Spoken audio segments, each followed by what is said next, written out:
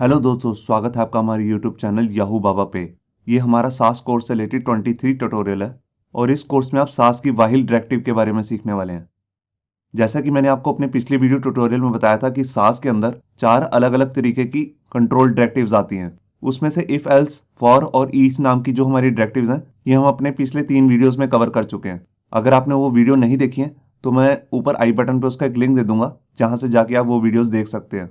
इस वीडियो में हम कवर करने वाले हैं वाहिल डायरेक्टिव, मतलब कि वाहिल लूप। जैसा कि आप देख रहे हैं कि हमने पिछली 2 वीडियोस में भी फॉर लूप और ईच लूप कवर किए हैं, तो इसमें और उसमें डिफरेंस क्या है? इन तीनों में एक मेन डिफरेंस है कि जो हमारी वाहिल लूप है वो कंडीशनल बेस्ड है और जो हमारे फॉर और ईच लूप थे ये हमारे अनकंडीशनल बेस्ड थे। मतलब कि उन पे कोई भी कंडीशन नहीं लगानी पड़ती थी आपको। जैसे कि मान लीजिए फॉर लूप है, उसमें आपने लिख दिया 3, मतलब कि 3 बार चलना है तो वो 3 ही बार चलेगा। अगर आपने उसमें लिख दिया 5 तो वो 5 बार ही चलेगा। और हमारा जो ईच लूप था वो चेक करता था कि लिस्ट में कितनी वैल्यूज हैं। जैसे उसके अंदर मान लीजिए 5 वैल्यूज हैं तो वो लूप 5 ही बार चलेगा, उसमें कोई कंडीशन नहीं थी। मगर वाहिल लूप जो है ये कंडीशन पे चलता है, हर बार एक कंडीशन चेक करेगा, अगर कंडीशन ट्रू होगी तो ही ये चलेगा। जिन्होंने इस कोर्स से पहले जावास्क्रिप्ट या पीएचपी वगैरह या कोई भी लैंग्वेज कर रखी है तो उन्हें पता होगा कि कंडीशनल बेस्ड लूप क्या होते हैं। जो भी कंडीशनल बेस्ड लूप्स होते हैं उनके 3 स्टेप्स होते हैं, आइए उनको समझते हैं। सबसे जो पहला स्टेप होता है वो होता है इनिशियलाइजेशन, मतलब कि लूप को स्टार्ट करना। इसके बाद जो हमारा दूसरा स्टेप आता है वो आता है कंडीशन, और हर कंडीशन की 2 ही वैल्यूज निकल के आती हैं, या तो वो होगी ट्रू या फिर वो होगी फॉल्स। अगर वो कंडीशन फॉल्स हो जाती है तो वो आउट ऑफ लूप चला जाता है, मतलब कि लूप के अंदर ही नहीं आएगा। और अगर कंडीशन ट्रू हो जाती है तो हमारी स्टेटमेंट जो अंदर लिखी हुई है लूप के अंदर वो प्रिंट हो जाएगी। इसके बाद जो हमारा मेन स्टेप होता है, तीसरा स्टेप, जिसमें हम करते हैं इंक्रीमेंट या डिक्रीमेंट। और उसके बाद दोबारा से एक कंडीशन चेक करते हैं, अगर फिर से कंडीशन ट्रू है तो अंदर लूप में आ जाएगा, वरना वो आउट ऑफ लूप चला जाएगा। तो ये प्रोसेस जो है ये तब तक चलता रहेगा जब तक कंडीशन हमारी ट्रू होती रहेगी। और यहाँ पे इंक्रीमेंट और डिक्रीमेंट का क्या मतलब है उसके बारे में मैं आपको थोड़ा सा बताता हूँ। मान लीजिए आपने छोटी वैल्यू से बड़ी वैल्यू पे जाना है, 1 से 10 पे जाना है, तो आप एक एक इंक्रीमेंट करेंगे। और अगर आपने उल्टा लूप चलाना है, मान लीजिए 10 से 1 वाली साइड पे आना है, तो आप डिक्रीमेंट करेंगे, 10 से 9, 9 से 8, 8 से 7। तो आइए देखते हैं सास के अंदर वाहिल लूप लिखने का सिंटेक्स क्या है। यहाँ देखिए, हम जब वाहिल लूप लिखते हैं सास के अंदर तो यहाँ पर हम पहले लगाएंगे @, उसके साथ लिखेंगे हम वाहिल। और यहाँ पर राउंड ब्रेसेस के अंदर या विदाउट राउंड ब्रेसेस के आप कोई कंडीशन लिखेंगे। अगर वो कंडीशन ट्रू होगी तो ये हम करली ब्रेसेस के अंदर आके अपनी स्टेटमेंट को प्रिंट कर सकते हैं। ये लूप बिल्कुल सेम टू सेम जावास्क्रिप्ट के वाहिल लूप की तरह ही है। आइए इसका एक एग्जाम्पल भी देखते हैं। यहाँ देखिए, हमने एक वेरिएबल ले लिया आई और उसके अंदर वैल्यू साइन कर दी 10। तो ये हमारा हो गया पहला स्टेप, इनिशियलाइजेशन, कि हमने उसको स्टार्ट कर दिया। उसके बाद यहाँ पर हम एक कंडीशन चेक करेंगे, जो हमारा दूसरा स्टेप होता है कंडीशन चेक करना। इसके अंदर हमने वाहिल लिखा और आई की वैल्यू को चेक किया कि वो 30 से स्मॉलर है या उसके बराबर है। तो देखिए वो 30 से स्मॉलर है, आप देख रहे होंगे यहाँ पे।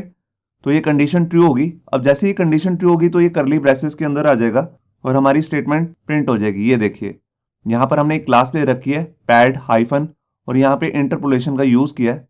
जो भी आई की वैल्यू होगी वो हम यहाँ पर एम्बेड करते जाएंगे। तो जैसे मान लीजिए पैड 10, पैड 20, पैड 30, इस तरह हमारी क्लासेस बनती जाएंगी। और इसके बाद यहाँ पर करली ब्रेसेस हमने लगाई है, यहाँ पर सीएसएस की प्रॉपर्टी लिए पैडिंग लेफ्ट, और उसको मल्टीप्लाई किए 1 पिक्सल इंटू आई की वैल्यू से। आप यहाँ पे देख रहे हैं, ये तो था हमारा स्टेटमेंट अंदर की। अब इसके बाद जो हमारा लूप के अंदर थर्ड स्टेप होता है वो होता है इंक्रीमेंट या डिक्रीमेंट, मतलब कि लूप को आगे बढ़ाना। तो देखिए, हम लूप को कैसे आगे बढ़ा रहे हैं। हमने यहाँ पर आई की वैल्यू में जो पुरानी आई की वैल्यू थी उसको प्लस कर दिया 10 से। तो यहाँ पर वैल्यू होगी 10 + 10 तो होगी 20। अब आई की नई वैल्यू हो चुकी है 20। तो ये चेक करेगा कि यार 20 स्मॉलर है अभी भी 30 से, हाँ ये छोटा है, तब ये फिर आ गया कंडीशन के अंदर। तो इस तरह हमारी कंडीशन जब तक ट्रू होती रहेगी तब तक ये लूप के अंदर आता रहेगा।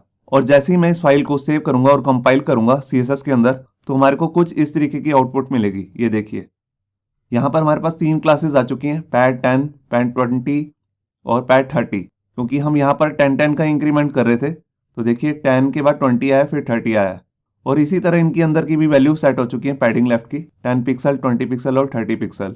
तो आइए अब देखते हैं प्रैक्टिकली कि हम वाहिल लूप को और किस तरीके से यूज कर सकते हैं। तो यहाँ पर देखिए, हमने HTML का एडिटर ओपन कर लिया और इसके अंदर हमने 2 फाइल्स ओपन की हुई हैं। लेफ्ट साइड में आपको दिख रही होगी यहाँ पर while.sas फाइल है, और बिल्कुल उसी नाम की CSS की फाइल है while.css राइट साइड में। अब यहाँ पर सास की फाइल में आके मैं यहाँ पर पहले अपना एक वेरिएबल बना लेता हूँ। जैसे मैंने आई नाम का एक वेरिएबल ले लिया, और इसको वैल्यू असाइन कर दी 10। अब यहाँ पर आकर मैं सबसे पहले अपना वाहिल लूप शुरू करता हूँ और यहाँ पे कंडीशन चेक कर लेता हूँ। तो देखिए जैसे मैंने यहाँ पर लिख दिया कि आई की वैल्यू अगर छोटी है या बराबर है 50 के तो ये अंदर लूप के आता रहे। और यहाँ पर हम अपनी एक CSS की क्लास बना लेते हैं। तो देखिए जैसे मैंने यहाँ पर क्लास बना ली पैडिंग, और यहाँ पर आके मैंने पैडिंग लेफ्ट दे दी 10 पिक्सल। अब इसके बाद आकर मैं अपना जो तीसरा स्टेप होता है लूप का इंक्रीमेंट या डिक्रीमेंट करने का, तो मैं इंक्रीमेंट करूंगा क्योंकि यहाँ से मेरे को 10 की वैल्यू को 50 की तरफ लेके जाना है। तो यहाँ पर मैं $i के अंदर इंक्रीमेंट कर देता हूँ $i की जो पहली वाली वैल्यू है प्लस 10 को। ये देखिए मैंने फाइल को सेव किया और यहाँ देखिए यहाँ पर एक ही क्लास बन चुकी है बार बार 5 बार, पैडिंग पैडिंग पैडिंग, और उसके अंदर एक ही वैल्यू आ रही है padding left padding left padding left. तो ये हमारा वाहिल लूप तो वर्किंग करने लग गया है, मगर अब हमें यहाँ पर हर क्लास का नाम चेंज करना है। तो उसके लिए यहाँ पर मैं ले लूंगा हाइफन और उसके बाद यहाँ पर यूज करूंगा इंटरपोलेशन का। और यहाँ पर इंटरपोलेशन के अंदर आकर मैं अपनी वेरिएबल की वैल्यू डाल देता हूँ, मतलब कि जो हमारा वेरिएबल है आई।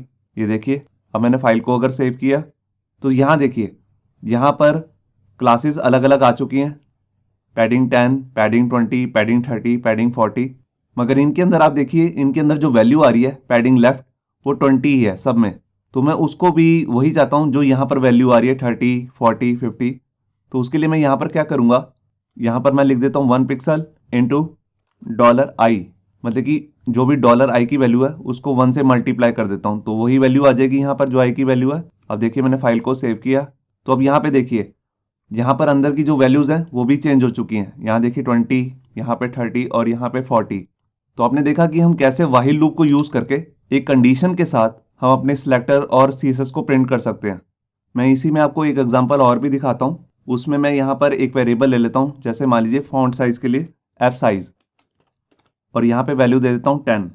और यहाँ पर जो हमारी क्लास है ये इसके अंदर आकर एक CSS की प्रॉपर्टी ले लेता हूँ फॉन्ट साइज, और फॉन्ट साइज में मैं जो हमारा वेरिएबल है F साइज उसको डाल देता हूँ और फाइल को अगर सेव करता हूँ तो देखिए यहाँ पर एक ही वैल्यू आ रही है 10, फॉन्ट साइज में 10, और यहाँ पर पिक्सल वगैरह कुछ नहीं लिखा हुआ। तो उसके लिए यहाँ पर मैं प्लस करके px लिख देता हूँ और फाइल को सेव करता हूँ।